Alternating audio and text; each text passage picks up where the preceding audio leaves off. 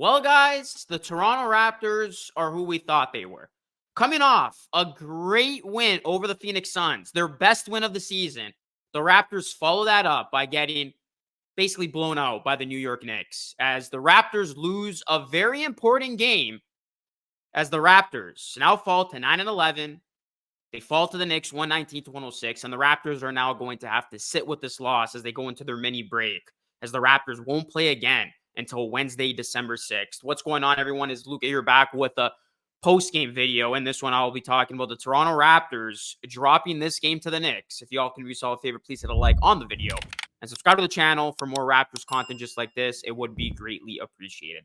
The Raptors are so inconsistent, frustrating to the max. I mean, just when you think this team is going to maybe start to build some momentum, get things going, build off what they just did against Phoenix, they come out with this type of performance. And it's like, it's been such a common theme now of great performances followed by very bad performances. And Masai Ujiri was actually in the building for this one, guys. And I hope he got a good close look at this roster, because this roster hasn't been able to get it done to this point. I mean, the Raptors, 9-11 through 20 games, very inconsistent. Just a lot of head-scratching play out there that you have seen at times. And I mean, in this one, the Toronto Raptors went up against a Knicks team that you knew this was going to be an important game, right? The New York Knicks, I know it's early still, but higher up in the standings.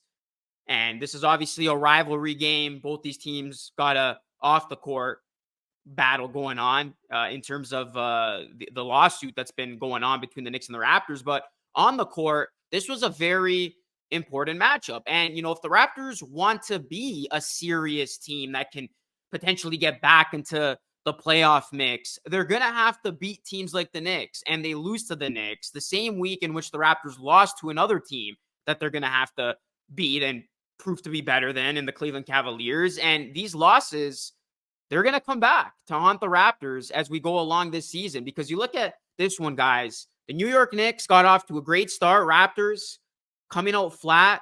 Then the Raptors did pick it up in the second quarter. This game was deadlocked, tied, going into half. And then the New York Knicks basically ran away with this thing when they outscored the Raptors 33-20 in that third quarter. And it wasn't particularly close from that point on, as the New York Knicks' largest lead was 19. The New York Knicks three-point shooting was basically the difference maker in this.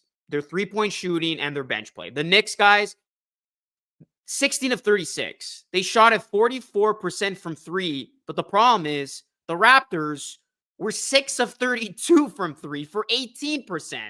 So the Toronto Raptors were just terrible from downtown. The Knicks hit 10 more threes than the Raptors, and then the bench was just a huge discrepancy. I mean, you got to credit Dante DiVincenzo. He was spectacular. He had 7 made threes in this game alone. He had 21.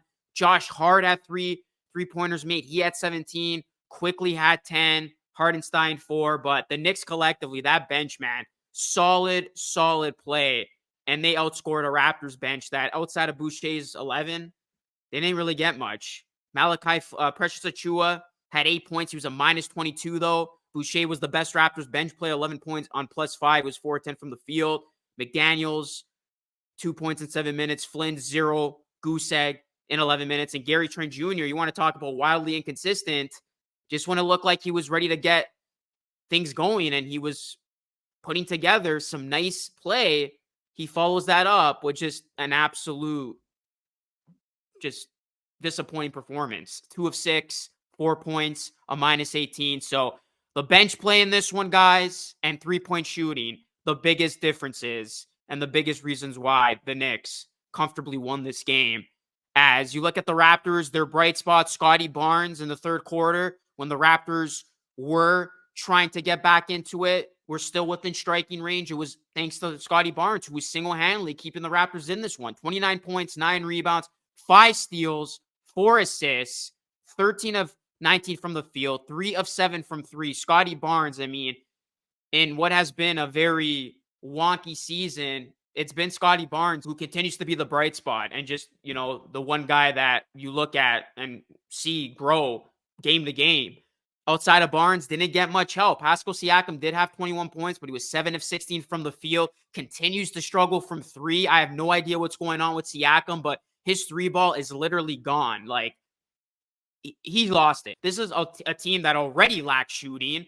And then it doesn't help when you're supposed to be best player who can't hit the three. He was a minus 14. OG Anunoby struggled from the field, 4 of 13, 1 of 6 from three, 9 points after a nice game he had against Phoenix. Step back in this one. Jakob Poeltl, 12 points, 6 of 9. And then Dennis Schroeder struggled from the field as well, 3 of 10, 1 of 6 from three, 10 points. He was a minus 10. So the three ball was not falling for the Raptors in this one. Scottie Barnes, the only Raptor to have 3 3-pointers made and an actual respectable 3-point shooting percentage. The rest of the Raptors players couldn't get it going. I mean, there wasn't another player in this game for the Raptors, guys, that had more than 1 3-pointer made. That is an issue, and that just stems from the ongoing concern surrounding this team about their lack of shooting, their lack of 3-point shooting. And, you saw it in a game like this when New York was getting it going from three and they have a competent bench. As soon as your three ball's not falling and you're not getting that second unit support, this game could get out of your hands very quickly. So the Raptors roster, guys, it has flaws. This is a team that it's been a very roller coaster type of season for them. There's been a lot of growing pains for new head coach Darko Rajakovic, and now the Raptors are going to have to sit with this loss. Like I said, going into their break because of the in-season tournament quarterfinal starting, Raptors will see Miami on Wednesday, but this is just a bad loss for the Raptors. They could have really put themselves in a nice position if they won this game, beating a team in the Knicks who are ahead of them in the standings. You could get back to 500, but instead the Raptors now find themselves 2 games under 500.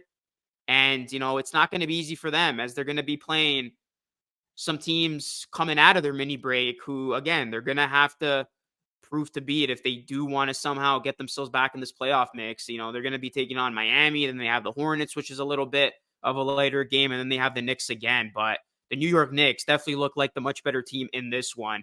And, Masai Ujiri, he was asked about this team and their direction, basically gave a politician's answer of, this is the group that the Raptors have, and they're going to see how it goes and assess from there. But I don't know how much longer of a leash Masai Ujiri can give this team. It's very clear that unless the Raptors pick a direction here, their fate is being stuck in the middle and being a middling team. And it's been very just frustrating to watch this team go from a night where they look very good to a night where they look very bad. And that's life as a 500 team, right? A team that has moments where they look really good and then has moments where they look really bad. It's that very back and forth, inconsistent play that drives fans nuts. So obviously that's not going to satisfy, I would think it's not going to satisfy Masai Ujiri and company. And when they look at this thing, as we get closer to the trade deadline, it's going to be interesting to see which direction they take and if moves are inevitable, because I've always said, and I'll double down on this take once again as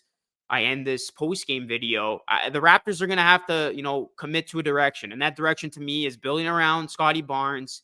And you're going to have a guy in Siakam who's on a contract year. He's going to get a lot of attention around the trade deadline. I would shop him and see if you could get a package that's going to complement Scottie Barnes and be beneficial to your long-term plan here. Because right now, the Raptors, it just looks like a team that's spinning their tires. And it's been very, very tough for this team to be able to build any type of momentum, as 20 games is now a really good sample size of what this team has been all about. So Raptors fans, what were your thoughts about the loss? Your thoughts about the Raptors moving forward from here? Do me a solid, guys. Hit a like on the video, subscribe to the channel if you aren't new, and that is it. Like I said, the Raptors going to have a mini break now. Their next game will be Wednesday, but I will definitely have other content on this channel, so you want to be on the lookout for that. That is it for me. This is Lucas signing off. As always, thank you so much for watching. Until next time, stay safe.